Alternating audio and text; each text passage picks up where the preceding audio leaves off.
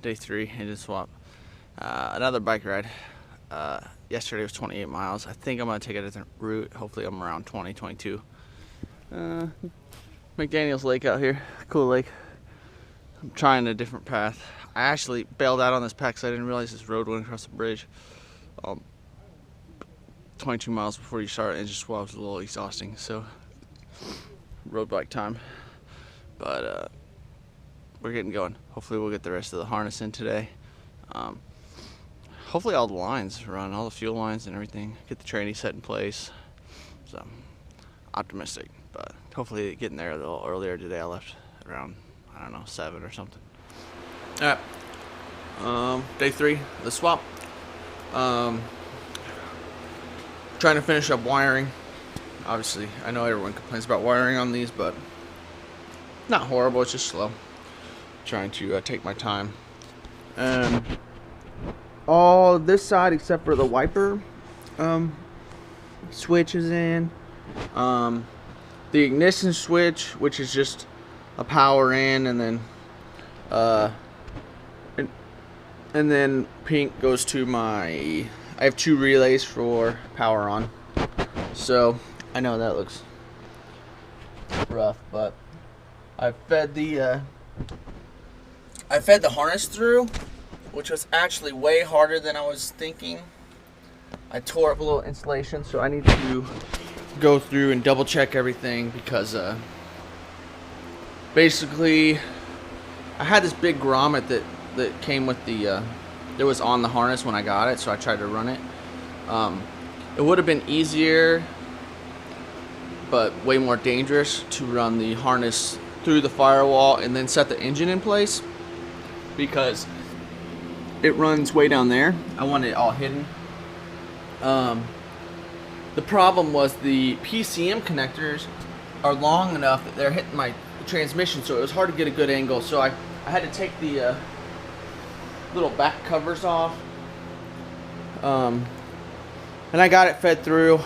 It's kind of somewhat in place. There's like my tranny ones are gonna go down, but I don't want those to sit down in that tranny fluid, so I'm gonna wait before I put those down, coils, and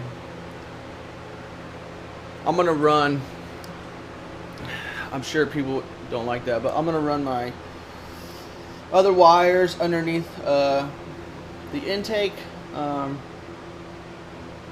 just to kind of hide those a little bit. So I need to notch out those little foam pieces. They're not very flexible right now. If not, I would just put them on top. And since and it should be good. I obviously put loom on there. I mean, I guess if your knock sensor wires are there, you know, it should hold up. So that's where we're at right now. So I'm gonna go in here. Check all these wires, make sure I didn't tear insulation. I don't want any, obviously, any open wires hanging out. Just make sure I didn't tear too much trying to get it through. I kind of had to do it in sections. One PCM connection, the other wires. It was a pain because that hole's not huge. That wire loom, I think, is 1.5 inches or something. That hole was 2 inches, I think. So I'm gonna make a little half moon piece that will kind of help protect kicking that. And I have that grommet too, but I don't want that to eventually wear through. And then I'm going to tuck this up behind the PCM and behind the fuse block panel. Keep it clean and kind of hidden. So that's what we're working at. I kind of put all my my fuse panel diagram, if you guys want to see that. Eventually I'll probably kind of write some things out if anyone wants to copy how I did it. I probably would run it maybe different next time, I don't know. This should work out. I kind of did it in steps, so you know, I had to change some things around, but I like it. I like how clean the wiring should be in the end. Hopefully everything runs like a champ. Later. Alright, day 4, I think. It's Monday. It's supposed to be the kind of final day of getting everything ready. It's wet. It was raining. It just stopped. I don't know, maybe 10 miles into the ride to the truck. You feel like a champ. I feel like Rocky whenever it's poured right into your ride to go do wiring all day again. Fuel lines, maybe some other stuff. Yeah, feels good. Feels invigorating. I'm actually insanely warm right now, but yeah, pull some layers off, and then it's supposed to get really cold, so I brought some extra clothes just in case. I got to ride home tonight. I'm not sure yet. So, hope you guys are having a good day. Later. I'm back. As you guys should probably know by now, a lot of this footage is old footage, so I kind of missed a lot of video on this engine swap. So let me talk about a few things. Sorry, I got a list so I don't forget. So I ran into a bunch of issues, and that's kind of why I was getting stressed and I wasn't filming as much.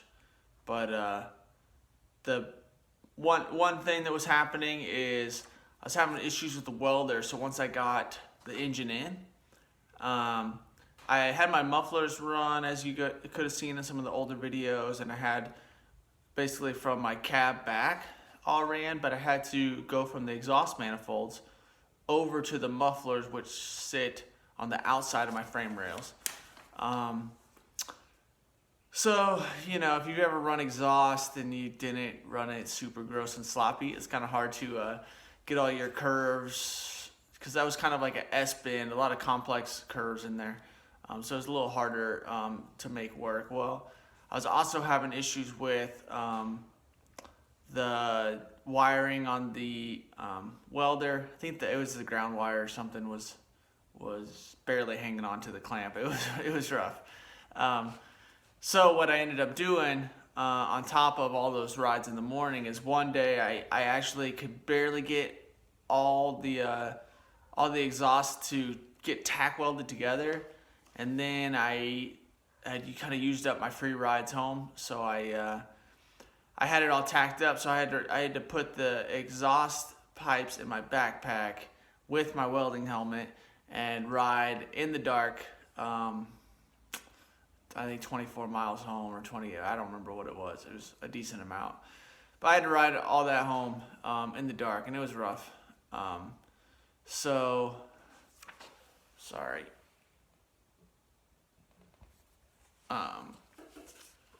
So that was one issue. So the exhaust was a pain. It was heavy.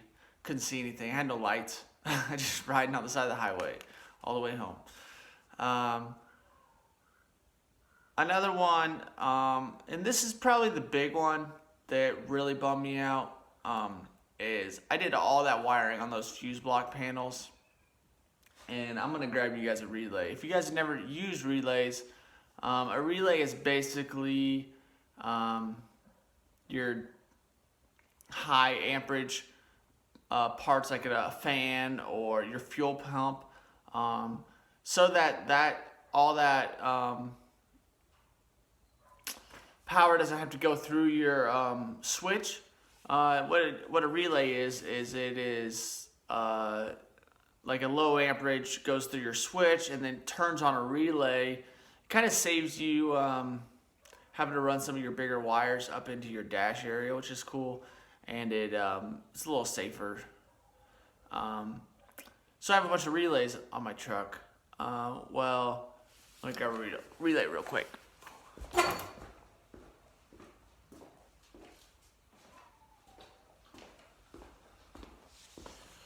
All right, I'm back. So I don't know if you guys can see, but that's what a relay looks like. It's just little, it plugs in. It's got these 4 prongs on there. Well, if you look real close,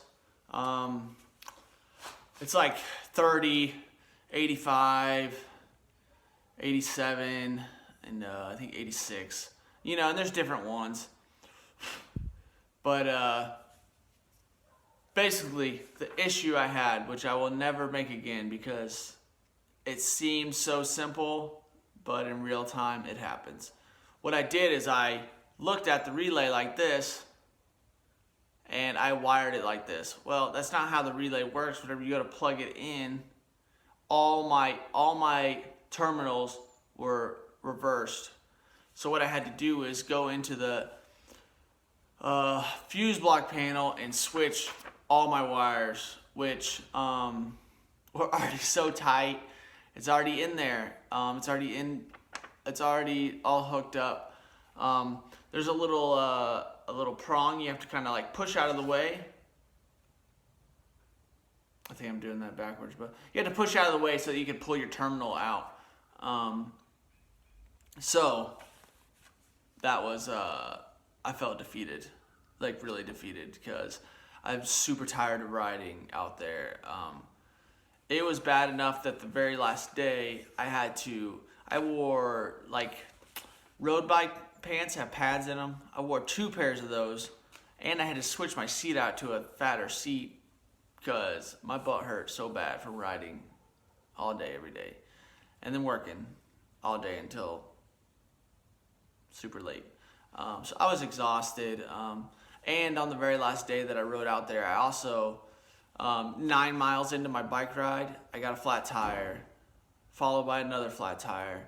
So I had 2 flat tires, and I was so mad and so just kind of like, whatever, it's part of the adventure, you know? So I rode the next 13 miles with 2 flat tires on my road bike, which is not good for your road bike. So if that gives you any thought on why the next thing happened.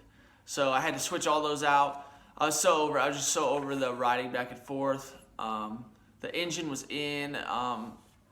I didn't really need to be out at my friend's shop anymore, even though it was awesome because it was warm.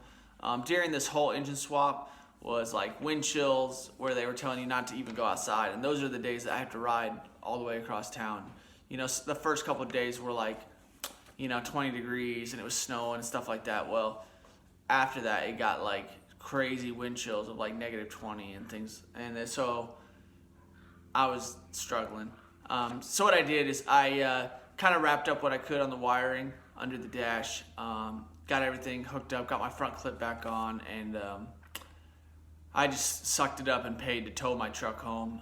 Then I could still work in the driveway. I could get a lot of this stuff done, but that relay thing was just, you have to make these mistakes whenever you're young or younger, or you don't. You can make it when you're old. It's just, this is something that I will never forget again. So it is what it is. But then I could actually work from home. The next footage you'll see is once it's home, I also didn't film that much. I mainly switched all those wires out. I made a little tool, so it actually wasn't horrible. I put all my hoses on, stuff like that you don't really need to see. I just use like a hose off like a Silverado. I'll talk about the air cleaner stuff later. The engine's way farther along in this next clip that you're gonna see. But those are the reasons why I kind of skipped forward, and then the truck is at my house. Besides that, engine swap's awesome. It just, a couple mistakes. Like I also had an issue with the power steering pump set up on the Envoy XL is the only one that sticks out crazy wide, and that was a big bummer.